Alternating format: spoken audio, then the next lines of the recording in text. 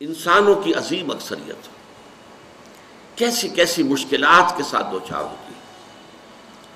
عظیم اکثریت وہ ہے کہ جو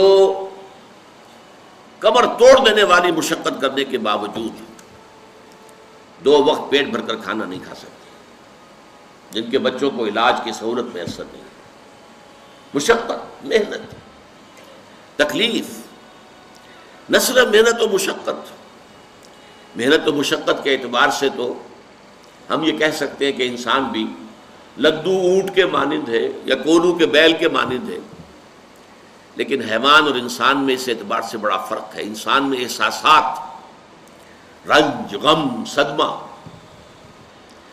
کسی جانور کا بچہ جب جوان ہو گیا اب اس کے بعد وہ جانے اس کی زندگی علیحدہ ہے، والدین کی علیحدہ ہے، والدین بھی پتہ نہیں کوئی ان کا جوڑا ہے کہ نہیں مستقل۔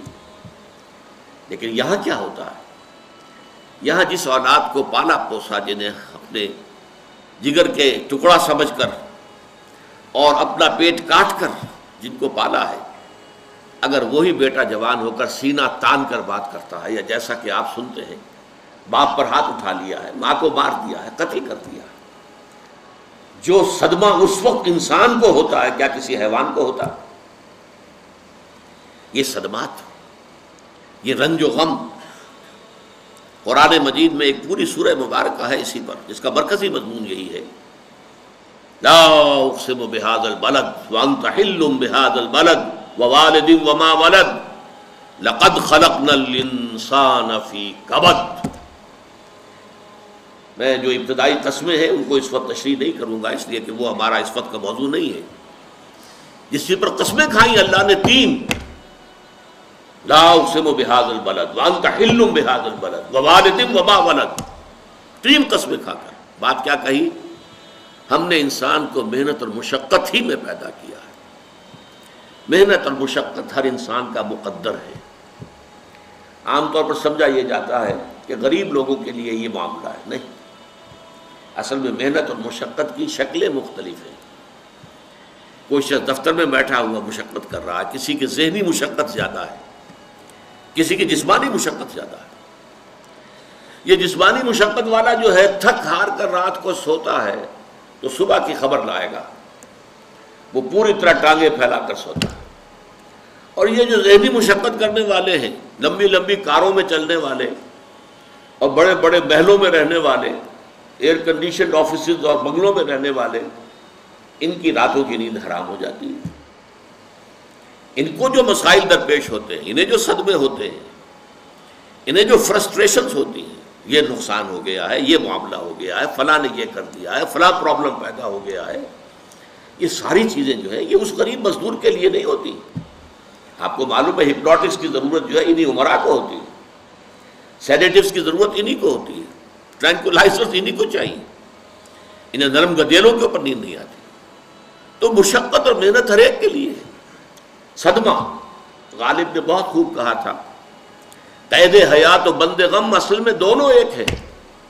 موت سے پہلے آدمی غم سے نجات پائے کیوں؟ یہ انسان کا مقدر ہے، یہ تو ہو کر رہنے والی شے ہے۔ غم تو رہے گا، صدمہ رہے گا۔ آپ کو شاید یاد آیا ہو، ایک بڑی عظیم ہستی گزری ہے انسانی تاریخ میں، گوتم بدھ،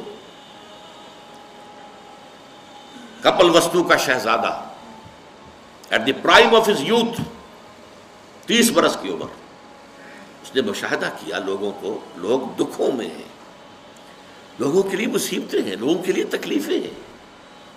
ایک اندھا آدمی دیکھا اس نے چلتا ہوا جو ٹھوکر کھا کے گرا اس کے نگاہوں کے سامنے، اس نے سوچا یہ کیا ہو رہا ہے، کیوں ہے یہ اندھا، کیوں ہے؟ کسی کو اندھا پیدا کر دیا جاتا ہے، پیدائشی اندھا۔ کسی والدین کے سامنے اس کو بچہ جو ہے دم توڑ رہا ہے، کچھ نہیں کر سکتے، ٹک ٹک دیدم دم نہ کشیدم، جا رہا ہے تمہارے ہاتھوں میں سے، نکل رہا ہے، جا رہا ہے۔ قرآن مجید میں بھی سورہ واقعہ میں قسم کھائی گئی ہے، فلولا ان کنتم غیر مدینین ترجعونہا ان کنتم صادقین، واپس لے سکتے ہو تو لے لو، موت کے پنجے سے چھڑا لو اگر تمہارے اندر کوئی طاقت ہے۔ نہیں، جا رہا ہے، رو رہے ہیں۔ یہی وجہ ہے کہ پھر وہ اس فکر میں یہ دکھ کیوں ہے انسان کا مقدر، اس کا سبب تلاش کرنے کے لیے پھر اس سے نکلنے کا راستہ کیا ہے۔ اس سے نجات کیسے ہوگی؟ نروان کیسے ملے گا؟ پھر آپ کو معلوم ہے 30 برس کی عمر میں جوانی کا دور، جوان بیوی کو رات کو سوتے ہوئے چھوڑ کر گیا ہے، شیرخوار بچہ چھوڑ کر گیا، محل چھوڑ کر جا کر خاک چھانی ہے، کہاں کہاں پھرا ہے، کن کن رشیوں منیوں کی خدمتیں کی ہیں، کہاں کہاں گیا ہے، کتنا وقت لگایا ہے، کن کن جنگلات جو ہے اس کے خاک چھانی ہے اس نے۔ بہرحال اسے کیا ملا کیا نہیں ملا یہ میں اس سے بحث نہیں کرتا، اس لیے کہ ظاہر بات ہے کہ وہ حضرت مسیح علیہ السلام سے بھی قبل کی شخصیت ہے، اور اکثر لوگوں کی تعلیمات بگڑ گئی ہیں۔ حضرت مسیح علیہ السلام کی تعلیمات اگر قرآن مجید ہمیں نہ بتائے تو ہمیں کیسے معلوم ہو کہ ان کی اصل تعلیم کیا تھی؟ عیسائی جس مسیح کو ماننے والے ہیں اس مسیح کو تو ہم نہیں مانتے، اللہ کا بیٹا تو ہم نہیں مانتے، لیکن اگر قرآن مجید واضح نہ کرتا تو ہمیں کیسے معلوم ہوگا؟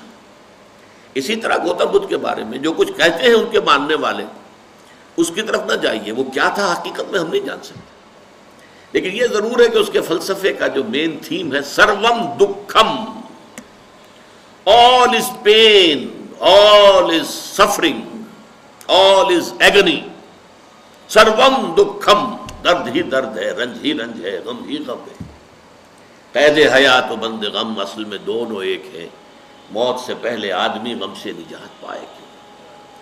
لیکن اس اعتبار سے اگر آپ غور کریں گے تو چلیے انسان حیوانات کی صف میں آ گیا بس، لیکن نہیں، انسان کی ہیومن ٹریجڈی کا نقطہ عروج بالکل ایک اور ہے۔ مرنے کے بعد پھر اٹھایا جائے گا، پھر جواب طلبی ہوگی، کیا کرتے رہے زندگی بھر؟ تم نے حقیقت کو پہچاننے کی کوشش کی؟ تم نے حق پر چلنے کی کوشش کی؟ یا تم نے ظلم کیے، زیادتیاں کی، ناانصافیاں کی؟ آؤ حساب دو۔ حیوان سے یہ محاسبہ نہیں ہے، نباتات اور حیوانات اس سے بری، انسان ہے۔ اس پر بھی ایک سورت ہے قرآن مجید کی، سورۃ الانشقاق، یا ایھا الانسان انک کادح الی ربک کدحا فملاقیہ، اے انسان تیرا معاملہ یہ ہے تو مشقت پر مشقت جھیل کر، تکلیفیں پر تکلیفیں برداشت کر کے پھر ایک دن اپنے پروردگار کے حضور میں حاضر ہوگا جواب دہی کے لیے۔ ثم لتحسبن بما تعملون، حضور کی ایک خطبے میں جو الفاظ آتے ہیں، واللہ لتموتن کما تنامون، خدا کی قسم تم سب مرو گے جیسے کہ ہر روز شام کو سو جاتے ہو، رات کو سو جاتے ہو، یہ نیند بھی موت کی بہن ہے۔ ثم لتبعثن کما تستيقظون، لیکن پھر جیسے روزانہ صبح بیدار ہوتے ہو ایسے ہی ایک صبح قیامت آئے گی کہ سب اٹھا لیے جاؤ۔ ثم لتحسبن بما تعملون، پھر تمہارا محاسبہ ہوگا، that grand accountability، وہ مسئولیت عظیم، پوری زندگی کا حساب، چھوٹی سی چھوٹی باتیں۔ وَمَنْ يَعْمَلْ مِثْقَالَ ذَرَّةٍ خَيْرًا يَرَهُ وَمَنْ يَعْمَلْ مِثْقَالَ ذَرَّةٍ شَرًّا يَرَهُ، ذرے کی ہم وزن نیکی ہوگی وہ بھی سامنے پاؤ گے، اور ذرے کی ہم وزن بدی ہوگی وہ بھی سامنے پاؤ گے۔